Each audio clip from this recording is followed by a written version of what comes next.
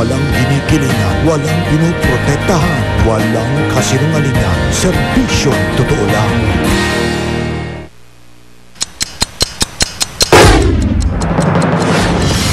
Inalang sanggol na inabandona sa basurahan ng isang eroplano sa NAIA. Pinaghahanap na Baby George Francis.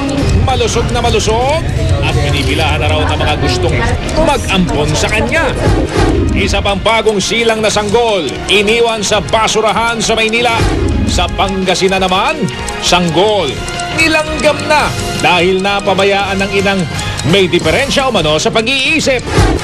Sa gitna ng pagdami ng kaso ng dengue, DOH inaalam kung may biktima na rin ng iba pang dengue strain sa Metro Manila. Investigasyon ng Senado at Kamara, ikinakasa na kasunod ng pahayag ni dating Archbishop Oscar Cruz na ilang opisyal ng gobyerno ang tumatanggap umano ng wedding payola.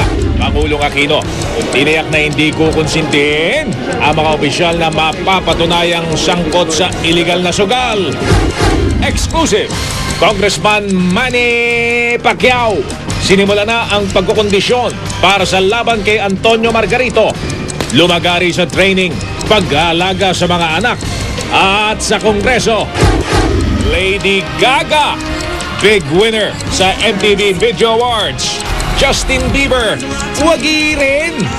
Muling pagtatagpo ni Taylor Swift at ni Kanye West na bumasto sa kanya noong isang taon. Inabangan. At Richard Gutierrez, totoo bang dinidate ang Survivor castaway na si Solen Husaf?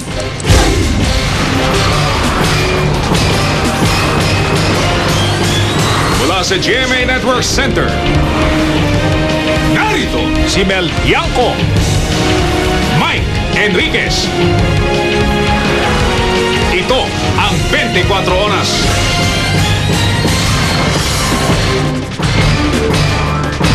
Magandang gabi po. Dalawang bagong silang na sanggol ang natagpuan sa mga basurahan. Sa dalawang magkasunod na araw, ang una nakita sa basurahan ng isang eroplano na lumapag sa Ninoy Aquino International Airport kahapon. Sa kabutihang palad, buhay at malusog ang sanggol. Nasa pangangalaga na siya ng Department of Social Welfare and Development. At matapos na mapabalitang kanyang kwento, marami na ngayon ang gustong umampon kay Baby George Francis. Nakatutok si Cara David. Tangis ng ibon.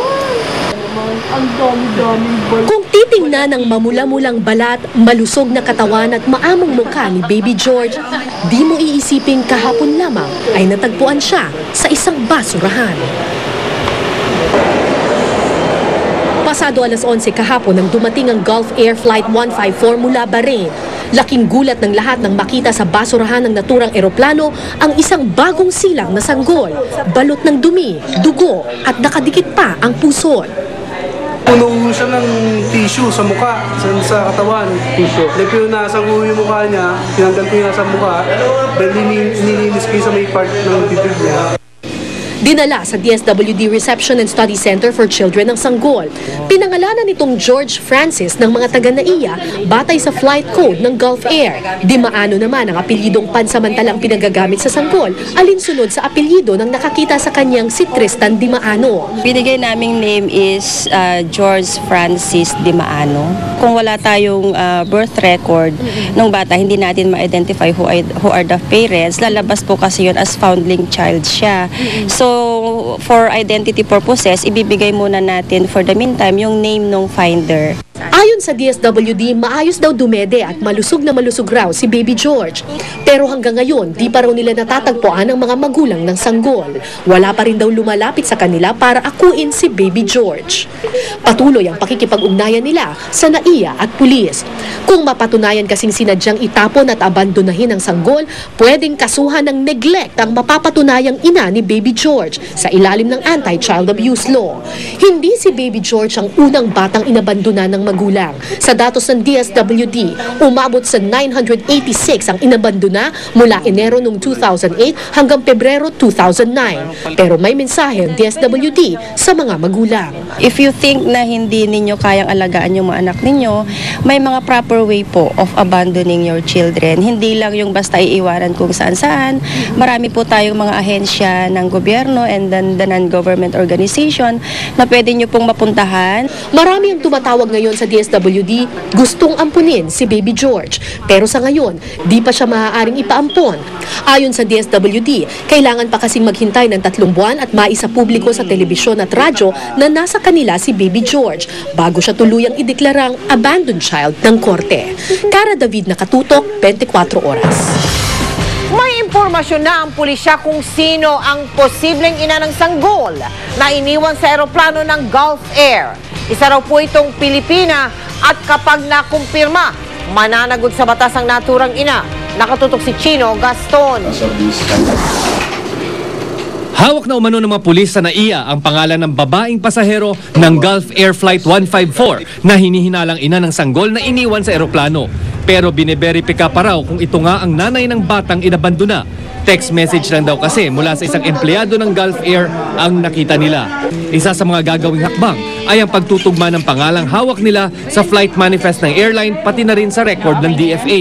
Nag-request na rin ang mga investigador sa NAIA management na tingnan ang CCTV sa arrival area at para makuhanan ng pahayag ang mga empleyado sa arrival area. Yes, sa mga kilos, siguro yung mga nananamlay. At the same time, siguro baka may kahina-hinalang galaw, no? So, tinitingnan lahat ng angulo na yun. Hinihintay rin nila ang opisyal na incident report mula sa Gulf Air maging ang pahintulot na ma-interview ang mga flight crew ng eroplano. Sir, mayroon daw initial info na mayroong blood stain yung upuan. Meron ba natanggap po tayo ganun? Yes, we have to confirm pa yung may natanggap tayong report na gano'n, pero we're still validating yung report na yun. Ayon sa Public Attorney's Office, abandonment ang pwedeng ikaso sa ina ng bata. Pero sa atin, napakababa ng sentensya Sa abandoning a minor under Article 276 of the Revised Penal Code, arresto mayor lang hanggang 6 months lang ang pagkakulong. Noong 2008, isang bagong silang na sanggol ang nakuha sa basurahan din ng Etihad Airlines Flight EY428 mula Jakarta. Patay ang sanggol at wala na ring naging balita kung natagpuan ng ina o hindi. Ayon sa mga opisyal ng NAIA, hindi raw nagbibigay ng anumang statement ang Gulf Air Office dito sa bansa dahil pawang ang head office lamang sa Middle East ang pwedeng magbigay ng pahayag patungkol sa insidente. Chino Gaston, Nakatutok, 24 Oras. At kapag napatunayang sa eroplano nga ng Gulf Air isinilang ang sanggol, pwede raw bawiin ng Bahrain sa Pilipinas ang kustodiya ni Baby Francis. Yan po ibabalita namin sa inyo maya-maya lamang. At habang marami po ang gustong magkaanak, isa pang bagong silang na sanggol ang iniwan sa basurahan naman sa Blumentritt sa Maynila. Buhay din ang bata at agad siyang dinala sa Chinese General Hospital. Nakatutok si Victoria Tulad. Sa basurahang ito raw nakita ni Jomel Latada, residente ng Felix Huerta Street, Blumentritt, Maynila, ang isang sanggol na babae kaninang umaga. Tayo pa ako dito sa pinakikinggan ko po. Akala ko kasi pusa yung umiiyak Dahil hindi raw tumitigil sa pag-iyak ang sanggol, tinawag ni Latada ang kaibigang tricycle driver. Sinalaw ko yung plastic. Di ko gumagalaw rin. Tapos ngayon, alis sana ako. Pinitik ko ulit, gumagalaw, tapos umiyak. Agad nilang dinala ang sanggol sa Chinese General Hospital. Ayon sa ospital, maayos ang kalagayan ng sanggol at kasalukuyang nasa Nursery Intensive Care Unit. Inaayos na raw ng kanilang social workers ang paglilipat sa sanggol sa Manila Social Welfare Development para doon muna manatili. Hindi pumayag ang ospital na magkunan ng video ang sanggol. Ayon sa pulisya, itinuturing na krimen ang pag-aabandona ng isang walang kalaban-labang sanggol. Sa kasulukuyan po, nagagather information po ang mga kapulisan. Sana po yung mga ganun pong bagay na mga pinanganap po nila, sana po huwag na po nilang gawin at po sila ay mapaparusahan po ng batas. Victoria Tulad, Nakatutok, 24 Oras. Eto pang isa. Sa Pangasinan, nilalanggam na ng matagpuan ng isa pang sanggol habang nakahiga sa kalsada malapit sa isang ospital sa San Carlos City. Dinala ng ilang nakakitang residente sa ospital ang sanggol na wala pang 1 buwan. Ayon sa kanila, kasama ng sanggol sa kalsada ang kanyang inang may sakit daw sa pag-iisip. Mahigpit na binabantayan ng mga doktor ang kalagayan ng sanggol na pinangalanan nilang Baby Boy X. Ligtas na raw ang bata pero nakaantabay pa rin ng mga doktor para sa anumang impeksyon. Nakikipag-ugnayan na sa mga kalapit na bayan ang mga social worker ng lungsod para matulungan ang mag-ina.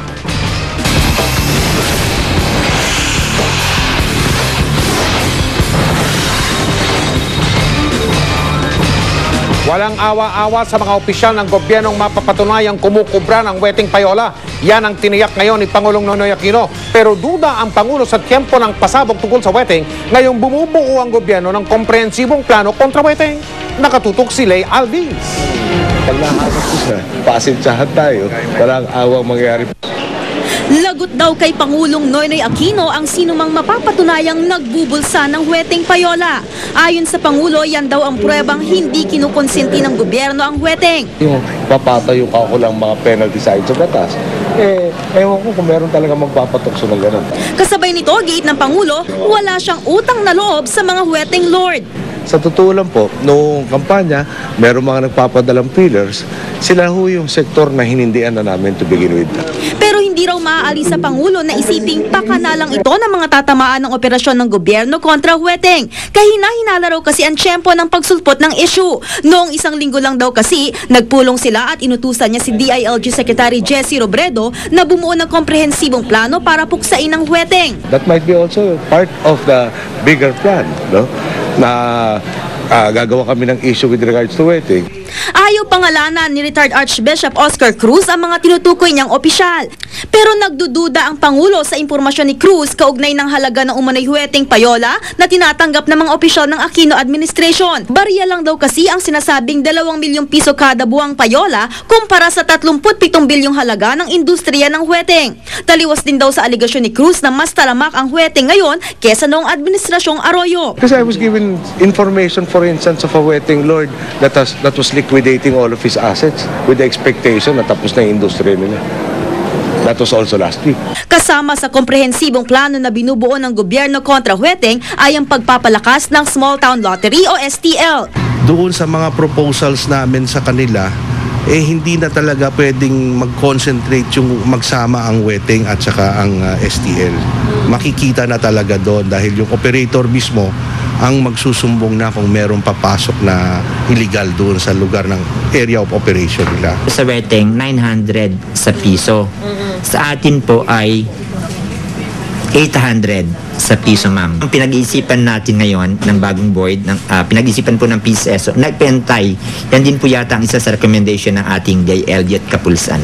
Kailangan daw na mabigyan ng alternatibong kabuhayan ang mga taong weteng ang ikinabubuhay. Problema lang daw kasi kung babaling lang sila sa ibang illegal na gawain gaya ng pagbebenta ng droga. Lay Alvis, Nakatutok, 24 Oras.